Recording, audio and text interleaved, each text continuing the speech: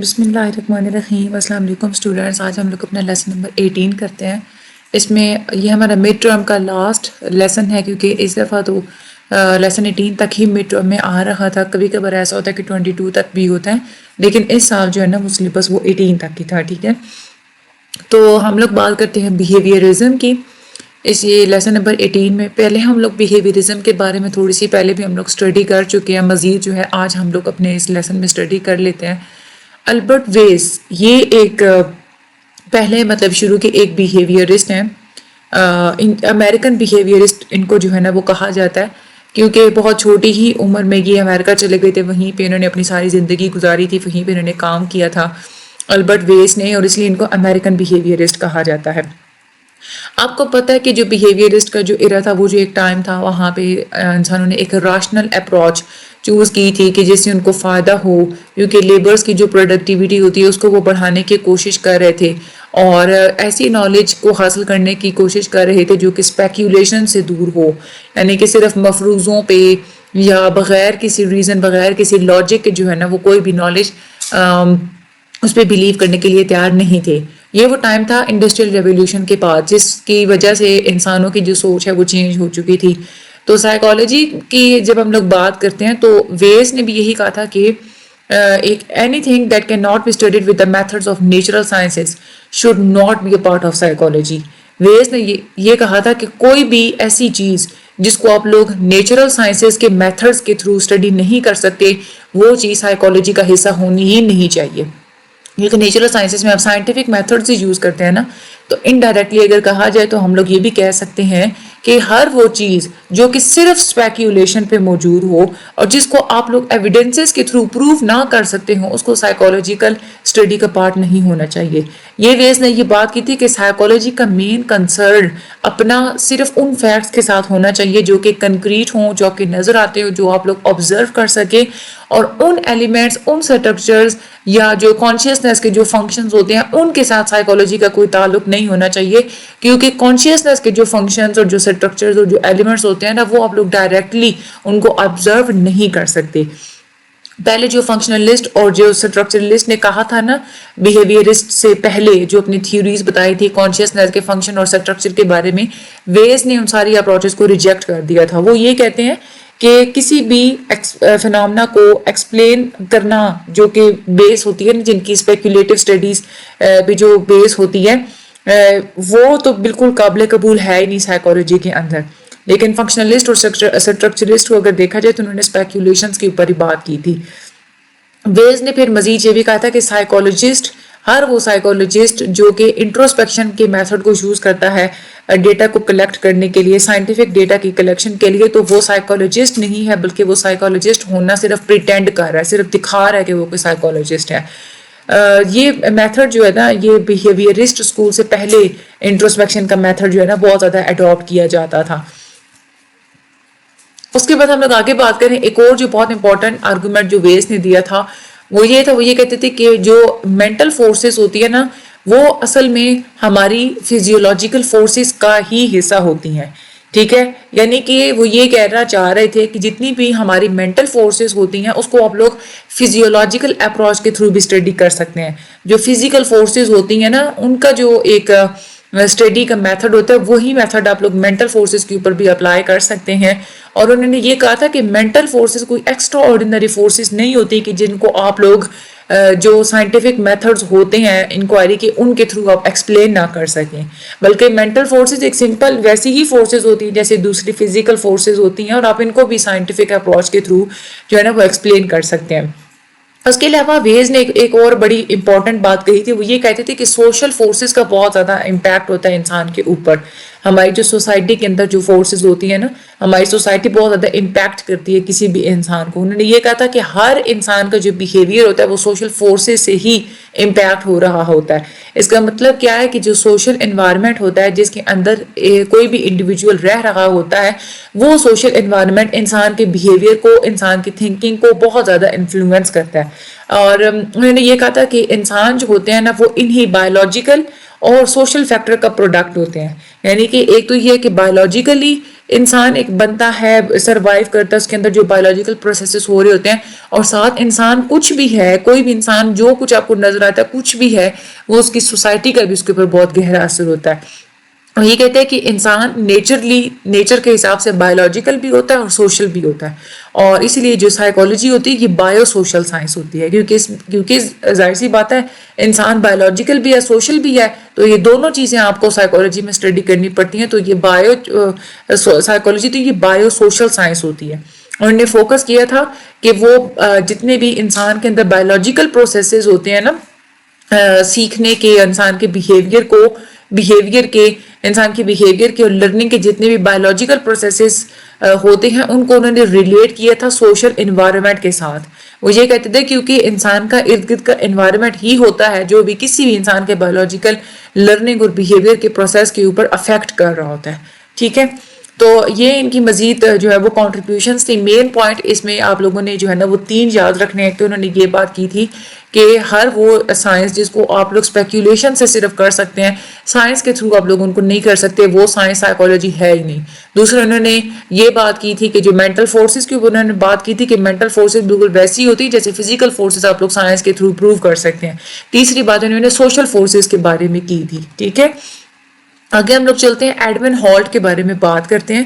یہ بھی شروع کے بیہیویئرسٹ مانے جاتے ہیں. ان کا بھی یہی موجود اس وقت جو پوائنٹ آف ویو تھا نا, جو کہ امریکہ کے کانٹیننٹ کے اندر تھا کہ سائیکالوجی کا کنسرن اس چیز کے ساتھ ہونے چاہیے جو کہ ڈائریکٹلی آبزرو ہو سکے, آبزرویبل فیکٹس اور ڈیٹا کے ساتھ ہی سائیکالوجی کا کنسرن ہونا چاہیے. تو اس چیز کے اوپر بھی ایڈمن ہالٹ ایگری کرتے تھے. وہ یہ کہتے تھے کہ جتنے بھی روایتی اور پرانے جو اسپیکولیٹو میتھڈز ہوتے ہیں نا لرننگ کے اور جو ایکسپلور کرنے کے, وہ انہوں نے سارے بیہیویئرس کی طرح انہوں نے بھی اس چیز کو ریجیکٹ کر دیا. تو انہوں نے بھی ڈکلیئر کیا تھا کہ سائیکالوجی ایک سائنٹیفک ڈسپلن ہے جس کی بنیاد ریشنالٹی کے بیس پہ ہے. ٹھیک ہے, آبزرویشنز کی بیس پہ اور سوچ کی اور ایکسپیریمنٹ کی بیس پہ ہے. اور وہ یہ کہتے تھے کہ اگر کوئی فیکٹ اگر آپ لوگ اس کو پروف کر سکتے ہیں آبزرویشن کے تھرو, تبھی ہم لوگ اس کو سائیکالوجی میں کنسیڈر کریں گے, ادروائز ہم لوگ اس کو کنسیڈر ہی نہیں کریں گے. ہالٹ نے فردر یہ بھی کہا تھا کہ سائیکالوجی کا مین کنسرن بیہیویئر کے ساتھ ہوتا ہے. ٹھیک ہے, اور اس لیے ان کو بیہیویئرسٹ کہا جاتا ہے. انہوں نے کہا تھا کہ بیہیویئر جو ہوتا ہے نا کسی بھی انسان کا, وہ کیوں ہوتا ہے, وہ 2 فیکٹرز کی وجہ سے ہوتا ہے. ایک فیکٹر ہوتا ہے لرننگ کا اور دوسرا ہوتا ہے کینلائزیشن کا. لرننگ وہ یہ کہتے ہیں کہ لرننگ تب ہوتی ہے جب بھی انسان کو انٹرنل یا ایکسٹرنل سٹیمولیشن ملے, اس کو کوئی سگنل ملے تو پھر لرننگ ہوتی ہے.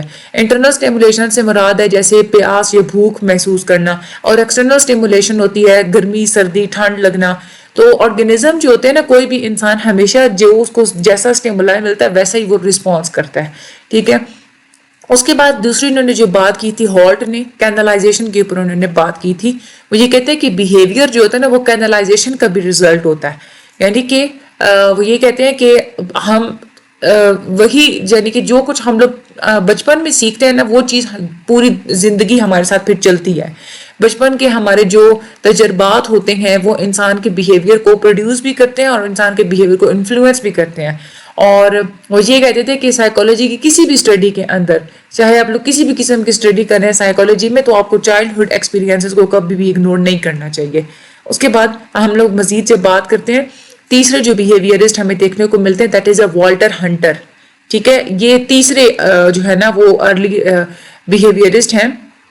اور یہ جو ہے نا انہوں نے شروع میں یہ ایکسپیرینس کے سائیکالوجی کے ساتھ, سائیکالوجی آف ایکسپیرینس کے ساتھ ڈیل کرتے تھے, اور بعد میں یہ سائیکالوجی آف بیہیویئر کی طرف شفٹ ہو کے آئے تھے. ٹھیک ہے, ان کا بھی یہی تھا, ایگری کرتے تھے انہی سائیکالوجسٹ کے ساتھ کہ سائیکالوجی کا کنسرن آبزرویشنز کے ساتھ ہونا چاہیے, انسانوں کے بیہیویئر کو آبزرویشن کے ساتھ ہی سائیکالوجی کا کنسرن ہونا چاہیے, اور سائیکالوجی کو خود کو کانشیسنس کے پرابلمس کے ساتھ نہیں جوڑنا چاہیے. انہوں نے یہ بھی کہا تھا کہ وانڈ نے جو ایک بات کی تھی نا کانشیسنس کے بارے میں, تو والٹر ہنٹر یہ کہتے ہیں کہ ورنڈ کسی نہ کسی حد تک ٹھیک تھے جب انہوں نے کانشیسنس کو اسٹڈی کیا تھا as a topic of psychology, کیونکہ کانشیسنس ہی ایک اس چیز کا نام ہے کہ آپ انوائرمنٹ کے اندر کوئی بھی ڈسکریٹ آبجیکٹس نظر آنے والے اور ٹچ ہو آبزرویبل جتنے بھی آبجیکٹس ہوتے ہیں نا, ان کو ڈسکرائب کرنے کے لیے ظاہر ہے آپ کو کانشیسنس تو چاہیے ہوتا ہے, شعور تو چاہیے ہوتا ہے. تو وہ یہ کہتے تھے کہ ونڈ جو تھے نا وہ کسی حد تک کانشیسنس کی اسٹڈی میں ٹھیک ہی تھے. دوسرے لفظوں میں اگر کہا جائے تو انسان کا جو کانشیسنس ہوتا ہے, جو شعور ہوتا ہے, وہ کیسے بنتا ہے؟ انوائرمنٹ کی چیزوں سے ہی بنتا ہے نا. انوائرمنٹ میں جو کچھ دیکھے گا, آبزرو کرے گا, ویسے ہی اس کا کانشیسنس, ویسے ہی اس کا تصور, ویسے ہی اس کا تخیل اور ویسے ہی اس کا جو شعور ہے وہ بنتا چلا جائے گا. تو یہ ویو پوائنٹ ان کا جو ہے نا وہ سملر بالکل ویز کے جیسا ہی تھا. تو ویز یہ انوائرمنٹ کے اوپر بہت زیادہ بات کرتے ہیں. وہ یہ کہتے ہیں کہ انوائرمنٹ بہت بڑا رول پلے کرتا ہے کسی بھی انسان کے بیہیویئر کو ڈیٹرمن کرنے کے لیے, اس کی ہیبٹس کو ڈیٹرمن کرنے کے لیے. ایگزامپل اگر آپ لوگ دیکھیں تو انڈسٹریل ریولیوشن کا اثر کیا تھا, یہ اگر ہم لوگ دیکھیں تو سائیکولوجسٹ کا اپنا بیہیویئر بھی انڈسٹریل ریولیوشن سے چینج ہوا تھا. جیسے جیسے انسانیت کا پورا ایک انوائرمنٹ چینج ہو گیا تھا نا, کہ ساری انسانیت جتنے بھی لوگ تھے سارے اسپیکیولیشن سے ریشنلٹی کے اوپر اور فیکچولیزم کے اوپر اور امپیریسزم کی طرف آ گئے تھے. سائیکولوجسٹ نے خود کو جو ہے نا وہ سائنٹیفک آؤٹ لک کی طرف موو کرنا شروع کر دیا تھا, شفٹ کر دیا تھا, کیونکہ ظاہر سی بات اس وقت ضرورت تھی زیادہ سے زیادہ لیبر فورس کی پروڈکٹیوٹی کی, کہ لیبر فورس زیادہ سے زیادہ پروڈکٹیو ہو سکے. تو یہ ایک مین چیز تھی جو کہ بیہیویئر کی اسٹڈی کے ساتھ ریلیٹ کرتی ہے. اسی لیے جو سائیکولوجسٹ ہیں انہوں نے وہ جو ہے نا بیہیویئر کی اسٹڈی کی طرف شفٹ کر گئے تھے. تو پوائنٹ وہی ہے کہ انوائرمنٹ اور انسان کے جو سماجی جو حالات ہوتے ہیں ان کو بہت زیادہ افیکٹ ہوتا ہے انسان کے بیہیویئر کے اوپر, ٹھیک ہے. اور سائیکالوجی ہمیشہ اسی چیز کو ہمیشہ آئیڈینٹیفائی کرنے کی, اسٹڈی کرنے کی کوشش کرتی ہے. اس کے بعد ہنٹر نے جو ہے نا وہ ایکسپیریمنٹل میتھڈ کو چوز کیا تھا as a method of investigation, کہ کسی چیز کو اگر آپ لوگ نے انویسٹیگیٹ کرنا ہے تو آپ لوگ ایکسپیریمنٹل میتھڈ کو ہی یوز کیا کریں. اور ان کو کریڈٹ دیا جاتا ہے کہ انہوں نے ٹیمپورل زون کو جو ہے نا وہ ڈیولپمنٹ کی تھی ایکسپیریمنٹس کے اندر. ٹیمپورل زون کو یوز کیا جاتا ہے ایکسپیریمنٹس کنڈکٹ کرنے کے لیے کہ جس میں اینیملس جو ہے نا ان کو کھلا چھوڑ دیا جاتا ہے کہ وہ کھانا جو ہے نا وہ تلاش کریں.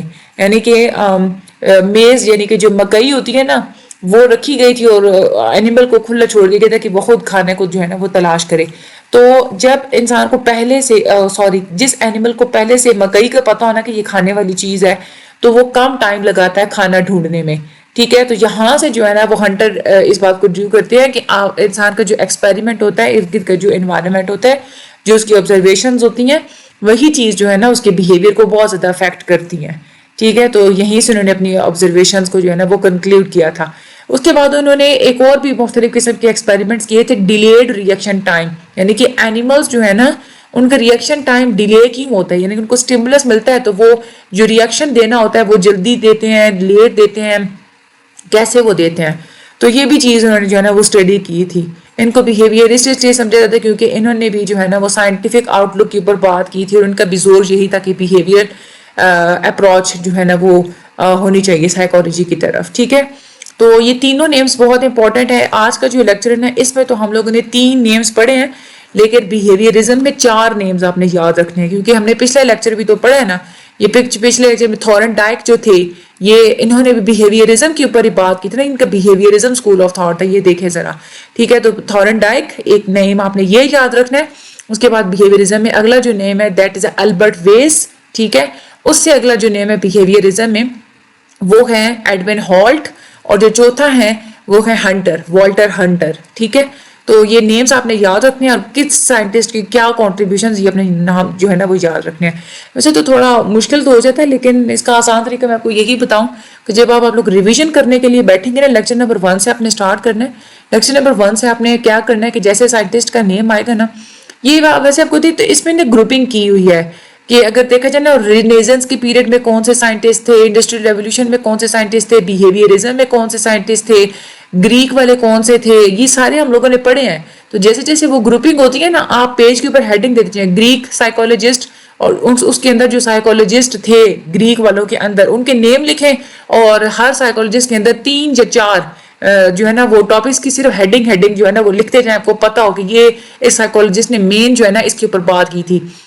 جیسے اگر انوائرمنٹ کے اوپر بات کی تھی تو انوائرمنٹ لکھیں, انٹروسپیکشن کے اوپر بات کی انٹروسپیکشن لکھیں, یا جو ہے نا وہ سائنٹیفک اسٹڈی کے اوپر بات کی تو سائنٹیفک اسٹڈی کی جو ہے نا وہ والی ہیڈنگ دے دے. اس طرح سے آپ لوگ کرتے جائیں تو بہت زیادہ آپ لوگوں کو جو ہے نا وہ ایزی رہے گا, پھر آپ لوگوں کو مشکل نہیں ہوگی.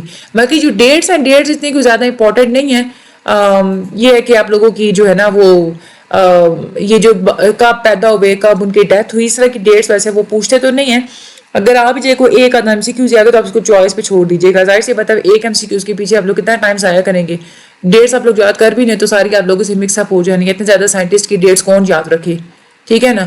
تو باقی یہی کہ آپ لوگوں نے اس پورے لیکچر کو اچھے طریقے سے 2 دفعہ ریڈ آؤٹ کر لینا ہے. میرے چینل کو سبسکرائب ضرور کرنا ہے. مجھے اپنی دعا میں یاد رکھنا ہے. اللہ تعالیٰ آپ سب لوگوں کی مدد فرمائے.